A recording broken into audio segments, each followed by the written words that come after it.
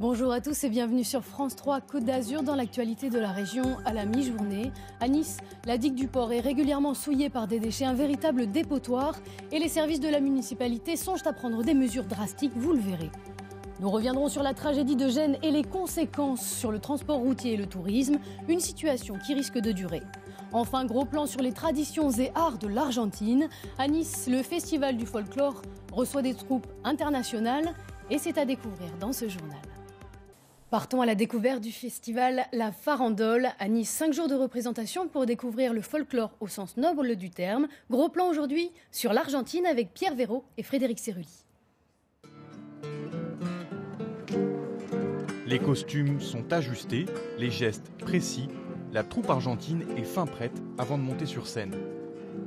Pour les Sud-Américains et tout spécialement les Argentins, la danse, et pas seulement le tango, est bien enracinée dans la culture et les traditions. Évidemment, quand on pense à l'Argentine, on pense au tango. Mais on le pratique surtout à Buenos Aires et dans le centre du pays. C'est une robe argentine d'époque. Elle a été réalisée par ma mère. Elle est couturière, donc c'est vraiment sa création à 100%.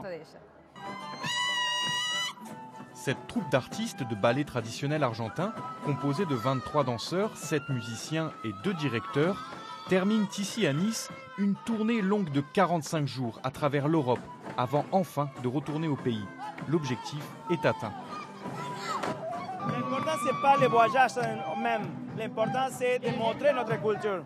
Oui, c'est ça, c'est une question de la culture du monde, qu'on peut montrer dans tous différents pays notre culture. Le festival, créé en 1935, a été arrêté pendant 20 ans, entre 1995 et 2015. Depuis son retour, le succès est au rendez-vous. On a beaucoup apprécié, c'était différent de ce qu'on connaissait de l'Argentine d'ailleurs, parce qu'on connaît le tango, mais on ne connaissait pas ça. Très joyeux et ça a permis de faire participer tout le monde, c'était formidable. Ça rencontre un très grand succès, donc ce bilan est déjà extraordinaire. Le deuxième bilan, c'est que c'est un événement qui rassemble les gens, rassemble les cultures, rassemble les musiques, les costumes, les traditions, et ça c'est extraordinaire. Le Festival international de folklore, présent un peu partout dans la ville, se prolonge jusqu'à dimanche soir.